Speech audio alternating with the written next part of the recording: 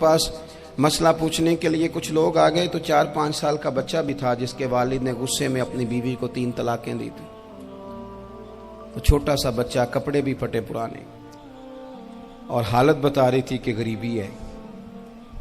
تو جب میں نے مسئلہ بتایا کہ 3 طلاقیں ہو گئی ہیں تو واپس جانے لگے. تو بچہ مجھ سے کہتا ہے، دیہاتی آدمی تو کہنے لگا، مولوی صاحب میری اماں تے نانی کہنی اسن پوچھ کے آئی آپ کہ ہن اسی لہدا ہی رہنا ہے. تو اس بچے کی نونہال کی وہ کیفیت دیکھی تو میں رو پڑا.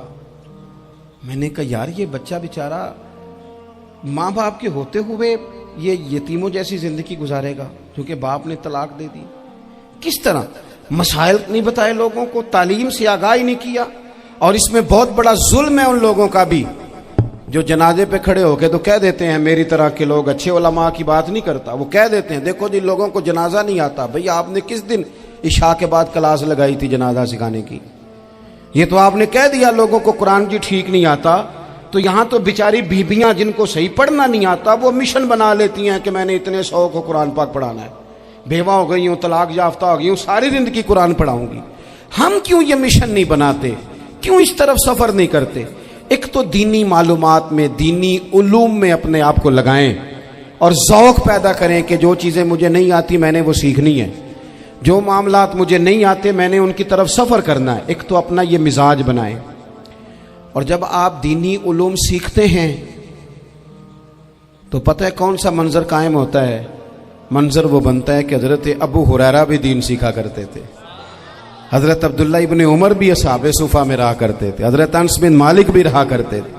اور ایسا منظر بنتا ہے کہ حضرت سیدہ خدیجہ الکبریٰ رضی اللہ تعالیٰ عنہ فرماتی ہیں سیدہ فاطمہ حضور کی گود میں بیٹھی ہوتی تھی اور نبی پاک سے باتیں پوچھتی تھی اور حضور انہیں بتا رہے ہوتے تھے. سیدہ عائشہ حضور سے دین کی باتیں پوچھتی. چوتھا حصہ ہماری فقہ کے اصول حضرت فاطمہ کی، حضرت عائشہ صدیقہ کی مرویات پر مبنی ہیں. اگر ہماری بچیاں چھوڑ دیں ڈائجسٹ پڑھنا، چھوڑ دیں ادھر ادھر کی مووی دیکھنا اور وہ کتاب و سنت پر آ جائیں تو بہت سارے مسائل ایسے ہیں جو الجھنے سے پہلے ہی سلجھے ہوئے ہوں. دینی تعلیم کا مزاج اور ذوق. اور دوسری آیت کریمہ میں نے تلاوت کی، اللہ کریم نے قرآن مجید میں فرمایا یا ایھا الذین آمنوا قوا انفسکم واہلیکم نارا، اے ایمان والو خود بھی دوزخ کی آگ سے بچو اور اپنے گھر والوں کو بھی بچاؤ.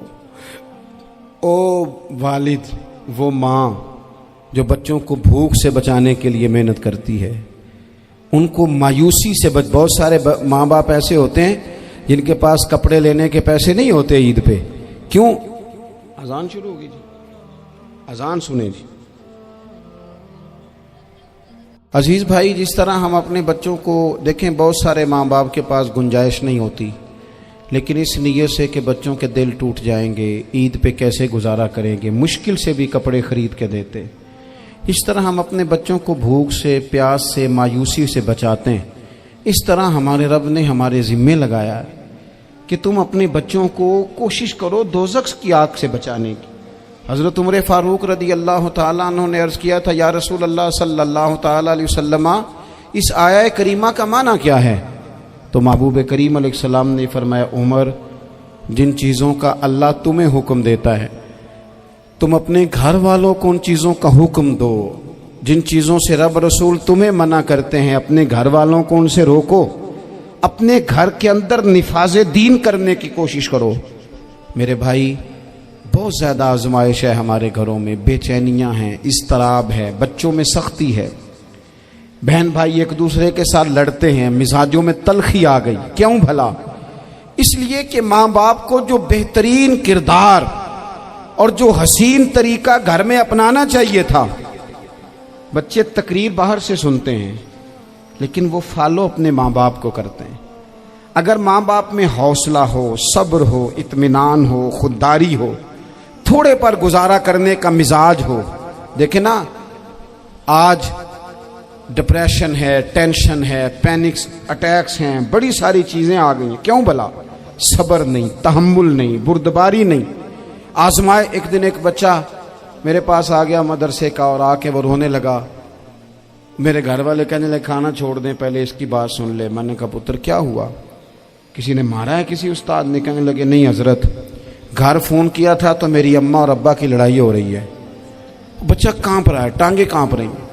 میں نے کہا کیا ہو کیا گیا تمہیں پتر, لڑائی ہو رہی ہے تو گھروں میں ہو ہی جاتی ہے. کہنے لگے نہیں آپ کو پتہ نہیں وہ بڑا سخت لڑتے ہیں. میرے والد جب میری والدہ کو مارنے کے لیے آگے بڑھتے ہیں تو ہم سارے چار پنجوں کے نیچے چھپ جاتے ہیں, ہمیں خوف آتا ہے, وہ منظر خطرناک ہوتا ہے. یہ کون تکلیف دے رہا ہے اپنے بچوں کو؟ یہاں بیٹھے ہمارے ہاں میلوں دور رہتے تھے اس کے گھر والے, تو وہ تکلیف میں تھا, تو گھر میں کیا کیفیت ہوگی؟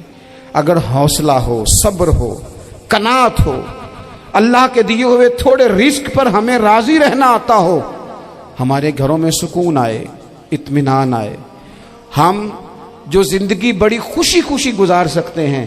ہمارے مزاجوں کا لالچ, ہماری طبیعتوں کی بے راہ روی, ہماری جھوٹی انا کا بت, ان ساری چیزوں کو ختم کر دیتا ہے.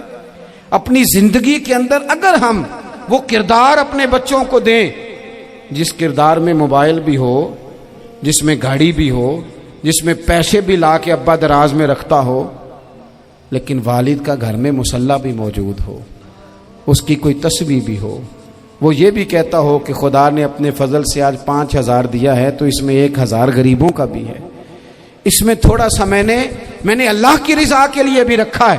اگر کوئی مشکل آ جائے تو وہ باپ اور ماں کو صبر کرتا ہوا دیکھتے ہوں.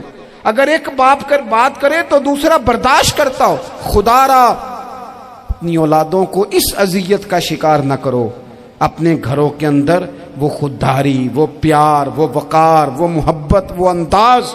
آپ تھکے ہوئے ہیں کوئی شک نہیں, آپ بہت سارے مسائل کا باہر شکار ہوں گے کوئی شک نہیں, لیکن آپ باہر سے تھک کے آئے ہیں. اور اگر آپ باہر اپنی فیکٹری کے مالک ہیں اور دفتر کے بڑے ہیں تو گھر میں بھی تو آپ بڑے ہیں نا. آپ کی ماں بھی تو انتظار کر رہی ہے, اس نے بھی تو دکھڑا سنانا ہے نا آپ کو. آپ یہ دیکھیے کہ آپ کے بچے بھی تو انتظار کر رہے ہیں, وہ چاہتے ہیں کہ ابا آ کے بیٹھیں تو ہم ان کے سینے پہ چڑھ کے تھوڑا کھیلیں. آپ کی اہلیہ منتظر ہیں. کچھ باتیں بیوی کسی اور سے نہیں کہہ سکتی, صرف اپنے شوہر سے کہتی ہے, لیکن وہ تو آتے ہی جلال میں آ گئے صاحب. وہ کہنے لگے تو بڑی نالائق ہے, میں تھکا ماندہ آیا ہوں اور تو نے مجھے کہانی سنا دی ہے. وہ اس خاتون سے شدت کے ساتھ پیش آنے لگے. میرے رسول پاک کی حیات نور کو دیکھو, حضرت ام ایمن حضور کی رضائی والدہ ہیں, ان کی بھی خدمت ہو رہی ہے. حضرت حلیمہ سعدی آ رہی ہیں تو خدمت ہو رہی ہے. حضرت عباس حضور کے چچا ہیں تو کریم فرماتے ہیں میرے چچا ہیں باپ کی جگہ پہ. حضور دوست احباب صحابہ غلاموں سب کے ساتھ پیار کر رہے ہیں. 9 ازواج مطہرات ہیں گھر کے اندر, اور کیفیت یہ ہے کہ حضور صرف ان کی ضرورتوں کا ہی خیال نہیں کرتے, خواہشات کا ہی خیال نہیں کرتے, بلکہ میرے کریم کا طریقہ یہ ہے کہ کوئی بندہ آج بول کیا رہا ہے, وہ کہاں کھڑا ہے آج, اس کے جملے کس طرح کے ہیں, اس کا لہجہ کس طرح کا ہو گیا ہے اور اسے ٹھیک کیسے کرنا ہے. محبوب اس کا خیال فرماتے, توجہ کرتے. میں کہتا ہوں کہ ہم سب کو شوق آیا ہے آرام کرنے کا. میں صبح 11 بجے سے پہلے اپنے گھر سے نکل آیا تھا اور یہ وقت آ گیا ہے اور رات کو خدا جانے کس وقت گھر پہنچنا ہے. کئی دفعہ کیفیت یہ ہوتی ہے کہ گاڑی سے اترتے ہیں تو پھر دل کرتا ہے کہ کوئی اٹھا کے چلائے نہ کبھی. اس کے باوجود بہت سارے لوگ ناراض رہتے ہیں کہ ہم سے مل کے نہیں گئے, فوٹو نہیں کھنچوا کے گئے, فلانی جگہ چائے نہیں پی کے گئے. یہ تسلسل ہے. لیکن میں جتنا مرضی تھکا ماندہ گھر جاؤں گا نا, کبھی ایسا نہیں ہوا کہ میں گھر جاؤں تو بڑی ٹینشن میں جاؤں. میری گھر والی ایک دن مجھ سے کہنے لگی آپ نے کبھی نہیں کہا کہ میں تھکا ہوا آیا. بندہ تھک بھی تو جاتا ہی ہے نا, کبھی کہاں کرے نا. میں نے اسے کہا پتہ کیوں نہیں کہتا, اس لیے نہیں کہتا کہ میں نہیں چاہتا کہ میرے بچے یہ کہیں کہ ہم نے دین نہیں پڑھنا, ہمارا باپ تو بڑی مشکل میں ہے. ہم اپنے کام کے بارے میں اپنے گھر میں شکوے کرتے ہیں. آپ کسی بچے سے پوچھ لیں کون سا کام کرنا ہے, کہ اندر جڑا ابا جی کر دے رہے ہیں وہ نہیں کرنا. کیوں کہ ابا جی ہر روز تو کہتے ہیں میں بڑا الجھ گیا ہوں, یہ کام بڑا مشکل ہے. میں چاہتا ہوں کہ میں اپنے بچوں کو یہ بتاؤں کہ پتر میں تو جدھر جاتا ہوں پھول ہی پھول ہیں. میں تو جدھر سے گزرتا ہوں محبت ہی محبت ہے، میں تو جدھر سے دیکھتا ہوں دعائیں ہی ملتی ہیں، تاکہ ان کا شوق پیدا ہو۔ میرے عزیز، آپ تھوڑا سا دل بڑا کریں۔ اگر آپ ایک کی وجہ سے پورا گھر سکون میں آ جاتا ہے تو آپ دل بڑا کیوں نہیں کرتے؟ جگہ ڈھونڈتے ہیں بس مجھے کوئی تنگ نہ کرے، کوئی میری باپ ماں بدولت کو کوئی پریشان نہ کرے۔ بخاری شریف سنیے، حضرت عائشہ صدیقہ رضی اللہ تعالیٰ عنہ بیٹھی ہیں، حضور فرمانے لگے عائشہ آج ایک بات نہ بتاؤں تمہیں؟ یا رسول اللہ بتائیے۔ حضور فرمانے لگے جب تم مجھ سے ناراض ہوتی ہو تب بھی مجھے پتہ چل جاتا ہے، اور جب راضی ہوتی ہو پھر بھی پتہ چل جاتا ہے۔ تو حضرت سیدہ عائشہ صدیقہ بات سن کے بڑی خوش ہوئی، یا رسول اللہ وہ کیسے؟ حضور فرمانے لگے کبھی کبھی تم قسم اٹھاتی ہو۔ یا رسول اللہ ہاں۔ فرمایا جب ہوتی ہو نا راضی، خوش، تو پھر کہتی ہو مجھے رب محمد کی قسم صلی اللہ علیہ وسلم، پھر تم میرے نام کے ساتھ رب کریم کا نام ملا کے قسم اٹھاتی ہو، رب محمد کی قسم۔ یا رسول اللہ بالکل ایسے ہی ہے۔ اور فرمایا جب تمہارے دل میں کوئی بات ہوتی ہے نا تو پھر تم کہتی ہو مجھے رب ابراہیم علیہ السلام کی قسم، پھر تم رب محمد نہیں کہتی۔ یہ بخاری مسلم میں موجود ہے۔